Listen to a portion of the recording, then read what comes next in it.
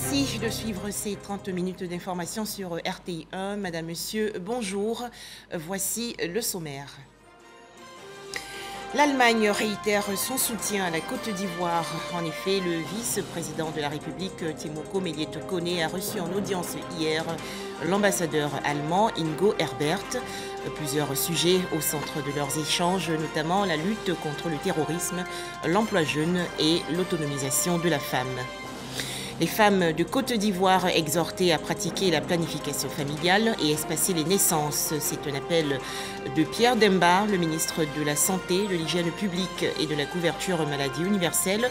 Appel lancé à l'occasion de la Journée mondiale de la contraception, célébrée officiellement à Bengourou, dans la région Est. Enfin, 23 ministres désignés hier pour diriger la transition au Burkina Faso. Équipe dirigée par le Premier ministre Apollinaire Joachim Kielem de Tambela. Un conseil des ministres s'est tenu aujourd'hui en Côte d'Ivoire au palais présidentiel dans la commune du Plateau. Rencontre dirigée bien sûr par le président de la République Alassane Ouattara. Nous allons revenir largement sur cette information dans nos prochaines éditions. L'Allemagne, aux côtés de la Côte d'Ivoire dans la lutte contre le terrorisme, le problème de l'emploi des jeunes et l'autonomisation de la femme. Berlin a donc réitéré hier son appui à l'État ivoirien. Le vice-président de la République de Côte d'Ivoire, Timoko Méliès-Tokone, a reçu en audience hier l'ambassadeur allemand Ingo Herbert. On fait le point avec Mahama Traoré. C'est une visite de courtoisie, selon l'ambassadeur de la République fédérale d'Allemagne en Côte d'Ivoire. Ingo Herbert en a profité pour évoquer avec le vice-président Timoko Méliès-Tokone la longue relation d'amitié et de coopération qu'entretient son pays avec la Côte d'Ivoire.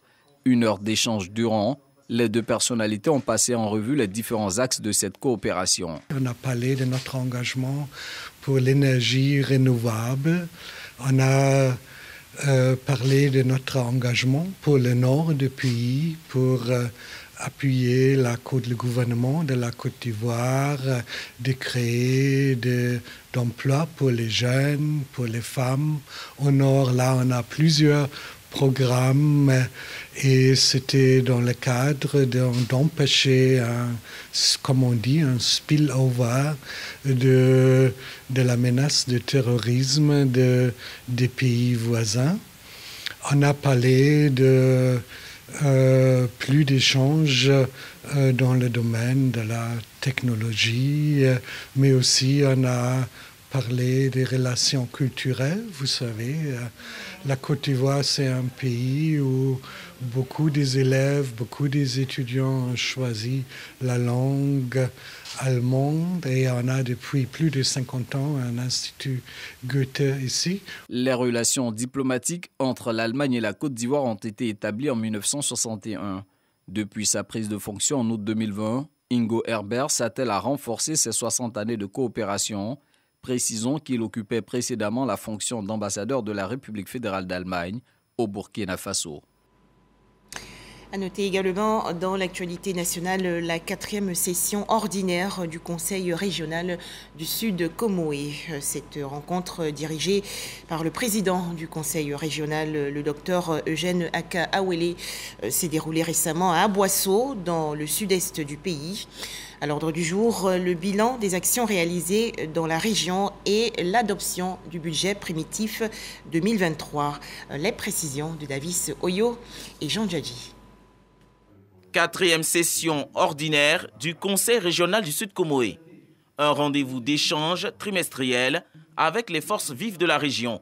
Occasion pour le Conseil à sa tête, Eugène Aka-Awele, de dresser le bilan des actions réalisées dans le Sud Comoé. Tout le Sud Comoé bénéficie des actions du Conseil régional sur le plan de la santé, le domaine des infrastructures. Vous avez vu, il y a l'ouverture des routes, il y a des foyers polyvalents qui sont ouverts. En ce qui concerne l'éducation, vous avez vu la convention qui a été signée avec les COGES, mais c'est quelque chose d'extraordinaire parce que ça va, entre autres, permettre aux cantines scolaires d'être en pleine activité.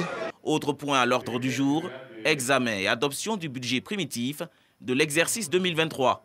Le président du conseil régional a procédé à la remise de 5 millions de francs CFA de kits didactiques et 116 réfrigérateurs et congélateurs de la part du partenaire en forme de prêt au COGES. Le financement est estimé à 25 millions de francs CFA et donc il sera remboursé sur 8 mois. Elle intervient au titre des activités génératrices de revenus qui pourraient aider les bureaux COGES aujourd'hui à s'auto-suffire. Il n'est plus question de cotisation exceptionnelle, mais comment faire pour que le budget puisse suffire et que les COGES puissent engranger des ressources pour aider aussi à améliorer les résultats scolaires. Les matériels didactiques, quant à eux, serviront aux enseignants pour améliorer aussi leurs apprentissages, pour renforcer les capacités matérielles, parce que très souvent, ils déplorent le fait qu'en début d'année surtout, il n'y a pas le petit matériel pour commencer l'année. Donc c'est un geste salutaire. Autre temps fort, l'installation du comité régional de pérennisation des cantines scolaires, suivi de la signature de l'accord cadre de partenariat entre le conseil régional et l'ANADER. Ambition, former et encadrer 122 jeunes du Sud Comoé aux techniques agro-pastorales. Agboville, dans la région sud du pays, plusieurs familles victimes des inondations en raison de la montée des eaux du fleuve Agbo. Situation très douloureuse pour plus de 400 familles déplacées. La ministre de la Solidarité et de la Cohésion sociale, Miss Belmonde Dogo, a traduit hier la compassion du gouvernement aux populations sinistrées. Pour en parler, Sephora Zegui. Décor bien triste en plein centre d'Agboville, la capitale de l'Agné-Bitsiassa, dans le sud de la Côte d'Ivoire. Cet quartier inondé par la montée du fleuve Agbo traversant la ville. Donc, on est couché vendredi nuit à 3h du matin du samedi. On attend, je suis couché, je me lève, c'est le mur qui est tombé.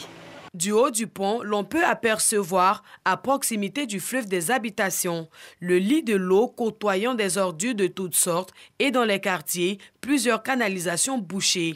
Même les établissements scolaires n'ont pas été épargnés. Ce lycée a dû fermer ses portes aux apprenants. C'est depuis lundi que l'eau a commencé. Mais le samedi, là, c'est ça nous a fait sortir. Nous sommes tous sortis à cause de l'eau. Donc moi, mon souhait, c'est que les gens viennent pour faire un drainage concernant le nid Agbo. Le préfet de département, préfet de la région de l'Agné-Bitsiassa, s'est rendu sur les lieux pour évaluer la situation en attendant l'arrivée du gouvernement. Il y a les problèmes de sécurité, parce que quand ils sortent, il faut pouvoir les protéger. Donc je suis venu avec tous les chefs de corps pour faire une évaluation sécuritaire de la situation afin de mettre en place un système qui pourra nous permettre à terme de protéger les biens, les personnes et leurs biens.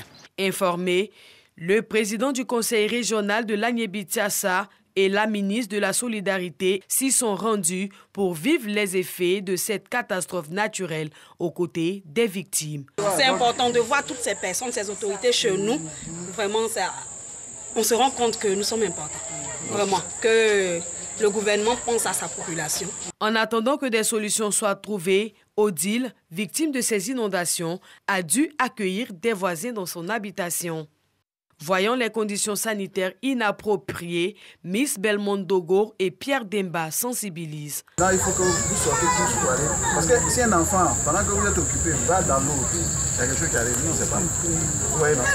Odile et d'autres victimes n'ont qu'un seul souhait, trouver des solutions à leurs problèmes. Nous, on sollicite les aides, s'ils peuvent nous aider à trouver la solution de tout cela. Vu l'indiscipline de certains vivant sur des surfaces inondables, c'est l'occasion de sensibiliser face aux victimes.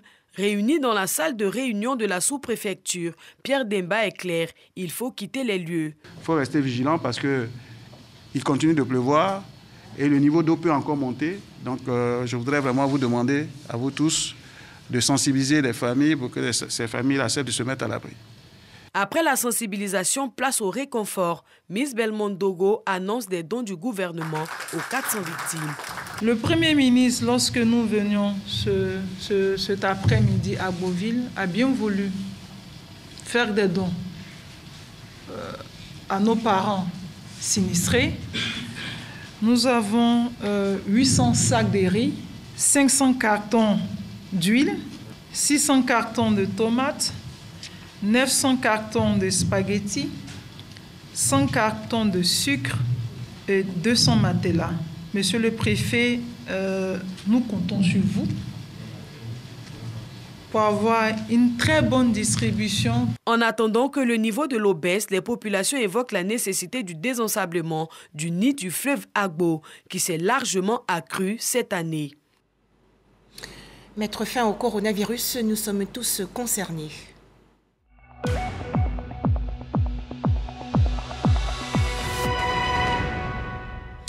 Le coronavirus malheureusement toujours présent en Côte d'Ivoire. En effet, 13 nouveaux cas de coronavirus ont été enregistrés hier par le ministère de la Santé, de l'Hygiène publique et de la couverture maladie universelle. La Côte d'Ivoire comptabilise donc actuellement 87 720 cas confirmés de coronavirus, 86 873 personnes guéries, 827 décès et 20 cas actifs. Le ministère de la Santé, de l'Hygiène publique et de la couverture maladie universelle invite les populations de plus de 12 ans à se faire vacciner gratuitement dans les centres de vaccination.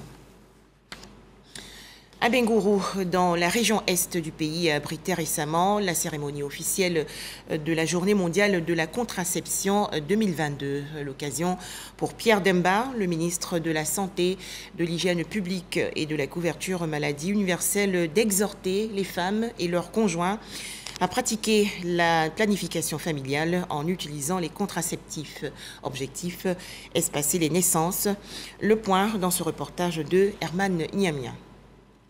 Les femmes disent oui à la planification familiale et soutiennent la volonté du ministre de la Santé de promouvoir la contraception.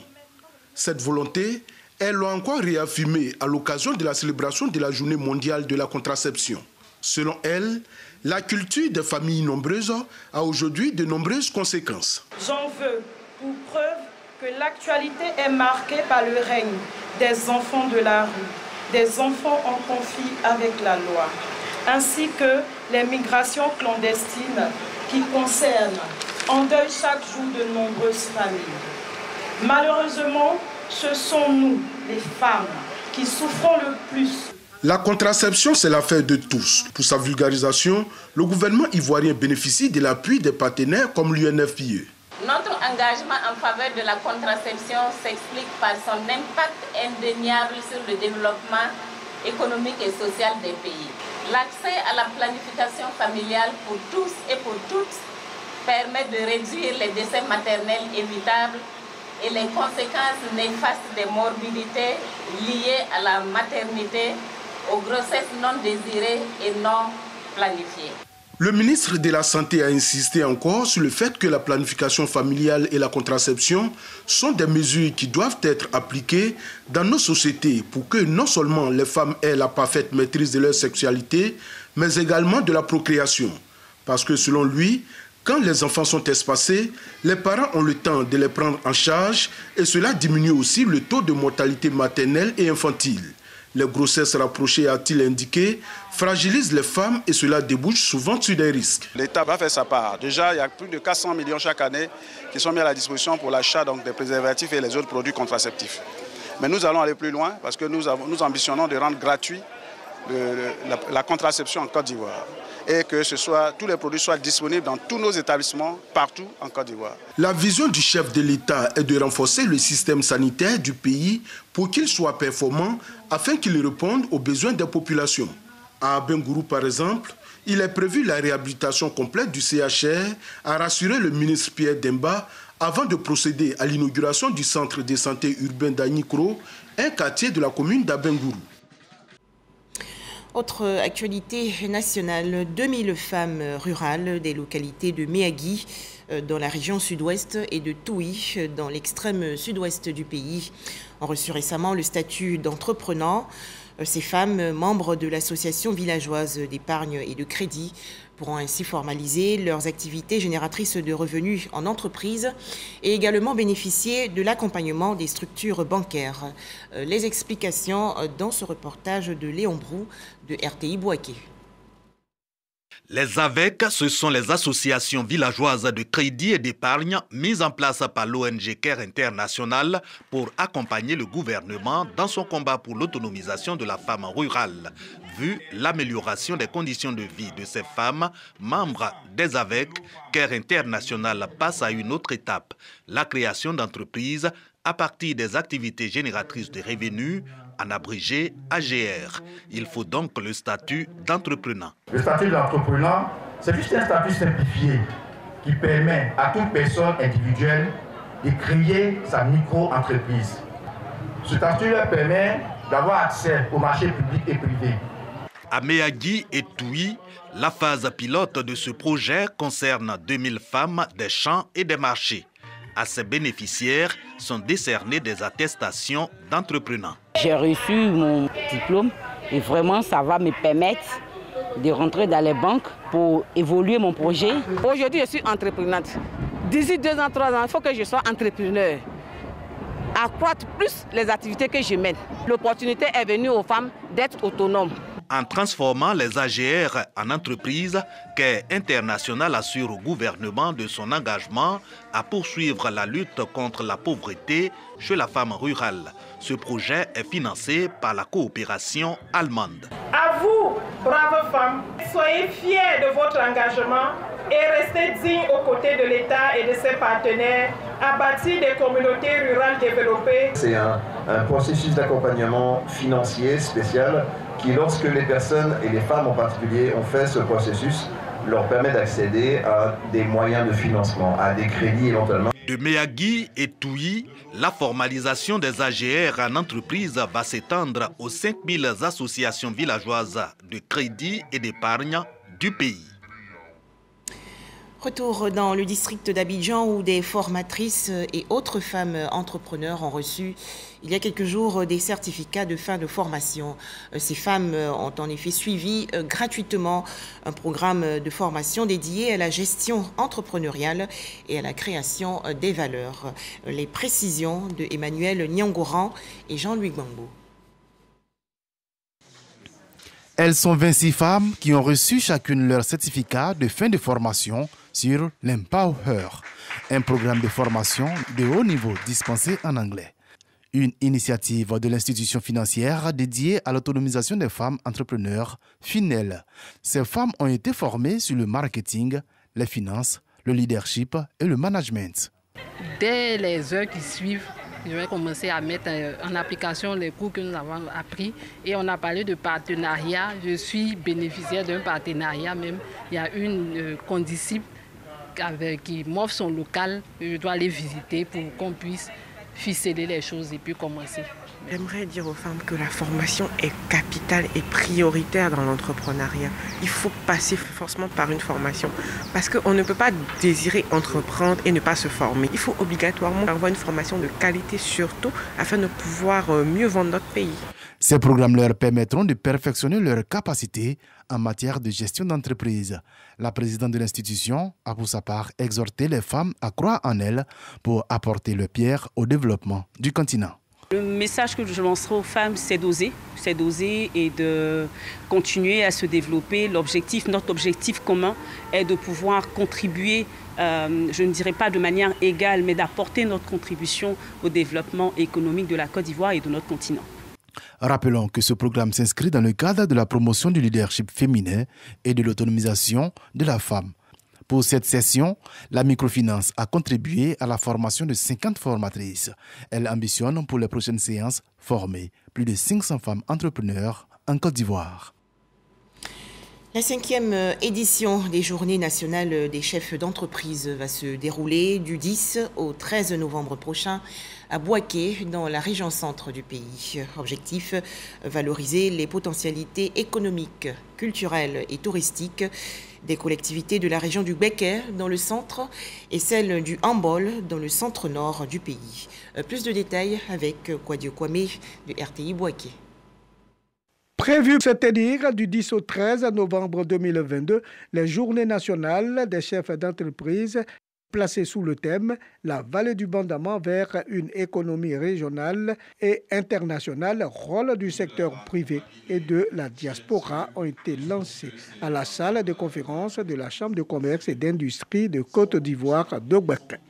Ces journées visent à valoriser les potentialités économiques, culturelles et touristiques des collectivités territoriales et de promouvoir le développement économique. Le choix du district autonome de la vallée du Bandama pour abriter l'événement.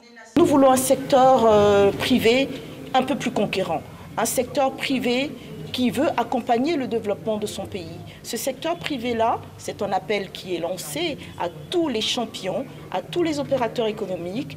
Il s'agit à travers ces journées d'encourager l'entrepreneuriat dans le district et d'offrir des opportunités de financement aux entreprises locales et aux porteurs de projets. Ces journées constituent une aubaine pour le secteur privé du district. Une occasion en or de prouver ce que nous avons et de dire qu'au-delà de ce que nous avons en termes de richesse, d'opportunités et de potentialités à mettre en œuvre, nous avons aussi des hommes et des femmes qui ont du répondant et qui sauront dire qui ils sont et ce qu'ils savent faire. Les journées nationales des chefs d'entreprise, un atout pour les opérateurs économiques de Gbeke et du Ambol, d'où leur mobilisation.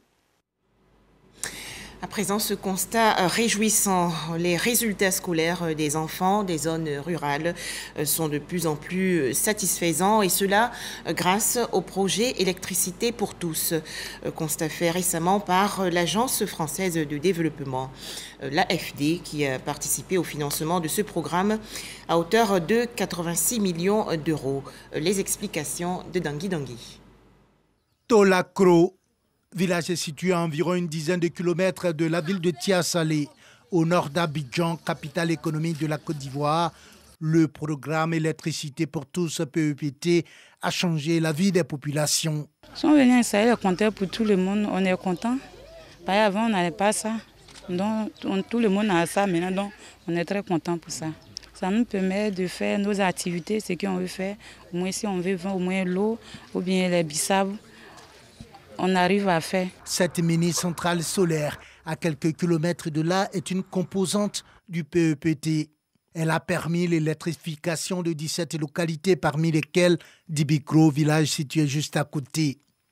Ici, à Dibikro, le programme Électricité pour tous n'a pas seulement boosté le développement du village, il a eu une incidence positive sur le résultat scolaire des élèves. Les enfants dormaient d'abord un peu plus tôt. Voilà, il fait noir, les enfants dorment un peu vite. Maintenant qu'il y a l'électricité, ils sont en éveil et avec les conseils que les parents donnent, tout ça, ils sont un peu plus en contact avec les papiers.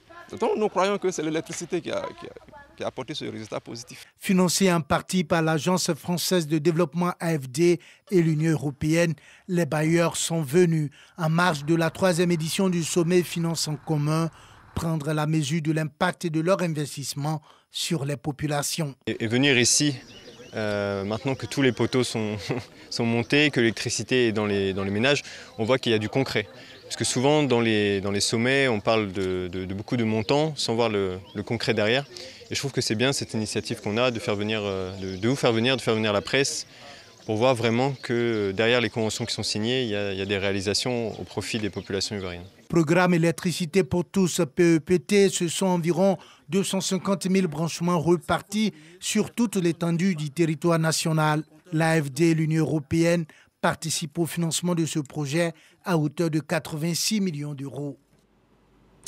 Toujours en Côte d'Ivoire, la lutte contre le travail des enfants dans la cacao-culture. L'organisation non gouvernementale Save the Children, très engagée dans ce combat, a remis il y a quelques jours des équipements roulants, des ordinateurs et autres mobiliers de bureau aux structures de lutte dans la région centre-ouest du pays. Pour en parler, Soro Corona de RTI Boaké. Les capacités opérationnelles du SOSTECI, système d'observation et de suivi du travail des enfants en Côte d'Ivoire de la région du Oussa-Sandra se renforcent. Les membres de cette plateforme de lutte contre le travail des enfants, mis en place par le gouvernement depuis 2011, reçoivent des motos, des ordinateurs et du matériel de bureau. des équipements pour plus d'efficacité sur le terrain. Un don de plus de 10 millions de francs CFA de l'ONG internationale Save the Children. L'objectif, c'est de réduire significativement et d'amener à zéro le travail de l'enfant en Côte d'Ivoire. Nous sommes soutenus par des partenaires et nous avons la chance, ici, les autorités prennent beaucoup de responsabilités dans la lutte contre le travail des enfants. Et il y a des politiques nationales, il y a un programme national et il y a un plan d'action national. Et nous nous inscrivons dans la mise en œuvre de ce plan d'action à travers les différents appuis que nous faisons. Depuis plusieurs années, Save the Children s'est engagé à accompagner les efforts du gouvernement à lutter contre le travail des enfants dans la cacao-culture. Ceci est une initiative du gouvernement que Save the Children soutient, car nous savons que c'est un système qui va contribuer à résoudre la question du travail de l'enfant. Notre objectif, c'est d'atteindre zéro travail de l'enfant en Côte d'Ivoire, aussi bien dans la cacao-culture, dans toute la chaîne agricole que dans tous les autres domaines, comme les mines et même dans les ménages. Le gouvernement traduit sa reconnaissance à cette organisation non gouvernementale. Ce matériel va nous permettre vraiment de pouvoir atteindre des villages, des campements, faire la sensibilisation, installer le mécanisme SOSTECI et pouvoir collecter des informations pour les remettre au gouvernement afin de prendre des décisions qui soient adaptées à la situation des enfants. Dans la région du Haut-Sassandra, 3 projets sont implémentés par Save the Children. Ce don est un financement de l'Union européenne et du département du travail américain.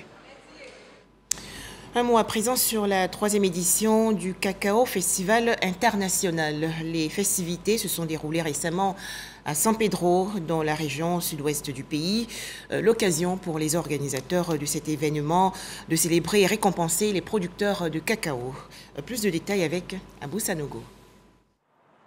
C'est à l'espace Rotary Club de Seweke à San Pedro que sont ouvertes les festivités de la 3e édition du Cacao Festival International. Une édition qui se tient en partenariat avec le Conseil du Café Cacao et du port autonome de San Pedro. Le Cacao Festival International a été l'occasion pour Constant Guéhi, commissaire général du Cacao Festival International, d'exprimer sa gratitude et sa reconnaissance aux producteurs de cacao.